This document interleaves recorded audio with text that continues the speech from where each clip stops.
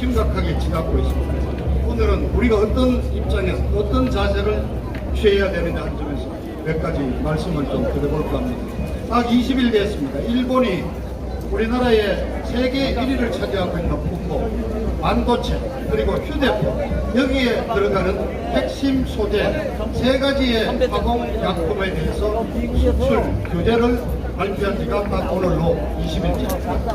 일본은 아주 치밀한 나라 아닙니까? 일본은 지금 단계적으로 또 여러 가지 조치를 검토하고 있다. 아마 8월 중에 무역 수출입에서 특혜를 주는 화이트 리스트에서 대한민국을 배제한다고. 그렇게 되면은 아마 9월 1일자로 발효가 되는 화이트 리스트 배제에 따라서 1160여 개에 되는 부품, 소재, 원자재 이런 것들이 수출 규제, 허가를 받는 품목으로 지정이 됩니다. 그리고 금융 제재도 잇따르고, 그리고 아마 8월 말 9월 초가 되면은 삼성전자, SK 하이닉스 반도체 생산이 실제로 절반 이하로 줄어드는 사태가 올 수도 있습니다.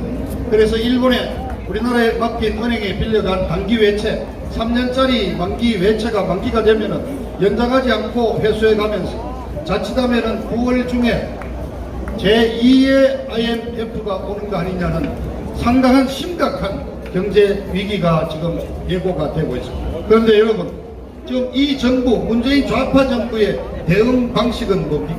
완전히 지금 항일 투쟁하자는 거예요. 일본 상품 불매운동 하자는 거예요.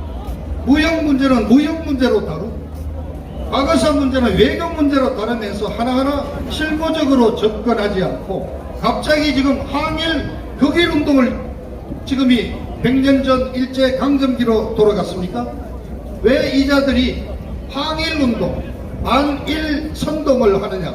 오늘은 그 점에 대해서 설명을 하겠습니다. 첫째, 이 좌파 정부가 반일 선동을 하는 이유는 역사 부정입니다. 지난 70여 년간 건국의 역사, 산업화의 역사를 송두리째 부정합니다. 오히려 항일운동을 역사의 중심으로 삼는 전 김일성 교시에 따라서 새롭게 역사를 바꾸고자 하는 것입니다. 자, 이 정부가 들어와서 제일 먼저 한 일이 뭡니까? 15년 12월달 박근혜 대통령이 어렵게 일본과 타협을 했던 위안부 문제, 화해치유재단을 폐기함으로써 박근혜 정부의 외교 문제를 적폐로 몰아서 폐기했습니다. 그리고 이번에는 이미 1965년 한일 협정 때 징용, 징병 그 피해자들에 대한 개별적인 보상은 하지 않는다. 그 대신 정부가 일괄 보상을 받는 거로 한다는 그 조약을 완전히 뒤집는 대법원 판결, 징용 문제에 대해서 개별 정부권을 인정해주는 판결을 내렸습니다.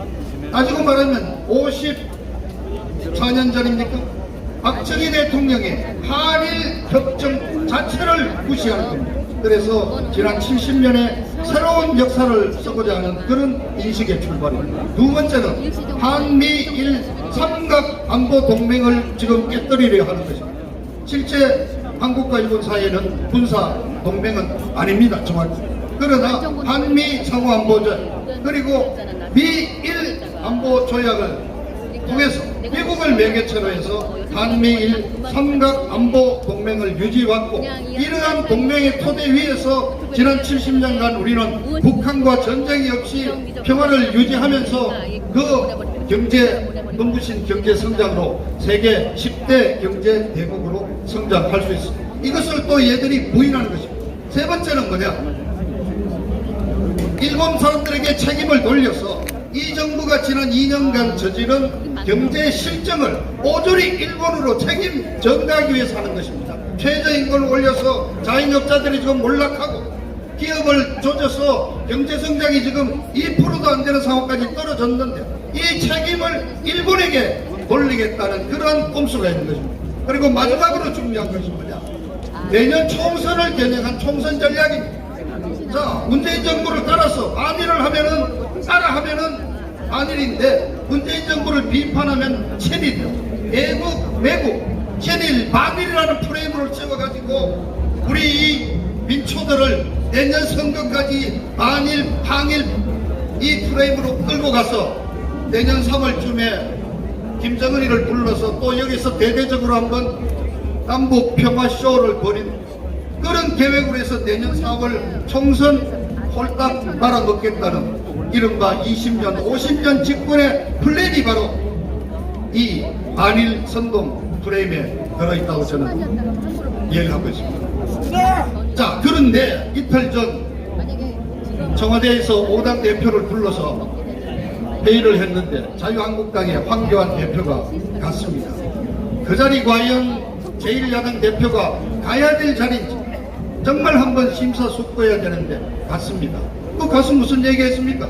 제대로 된 야당의 목소리를 낸다면은 윤석열이 검찰총장 임명 안 된다. 정경도 국방장관 해임해라. 이번 이 한일 갈등을 불러온 외교라인 전면 교체해라. 이런 얘기를 할 수 있어야 되는데 문재인이가 바로 그 전날 윤석열이 임명 강행해버렸죠. 이미 김다 빼버렸고. 그 무슨 얘기했습니까? 결론은 합의문에 공동 발표문에 합의를 해주고 왔죠. 합의문의 첫째가 뭡니까? 일본이 취하고 있는 경제 조치는 우리에 대한 보복 조치로 세계 국제무예 질서에 반하는 것이다. 그래서 초당적으로 협력을 한다. 아니 자유한국당이 좀 초당적으로 이 좌빨 정부의 반일 항일 운동에 참여하겠다는 얘기 아닙니까? 아까 말씀드렸지 않습니까? 선거 프레임이라고. 내년 선거를 치를 때 야당이 할 수 있는 것은 이 정부 3년 집권차에서 실정을 공격하고 한일 프레임을 공격하고 외교 실패를 규탄하고 이렇게 해야 되는데 아니 초당적으로 협조하기로 약속해버렸단 말입니다. 그러면 내년 총선에서 뭐를 가고 이슈로 삼아서 정부 여당을 공격할 것이냐 말입니다. 이것이 모범생 한계인가? 아니면 정치 아마추어의 한계일까요? 아니면 지금 자유한국당이 처한 그 한계일까요? 정말 안타깝습니다.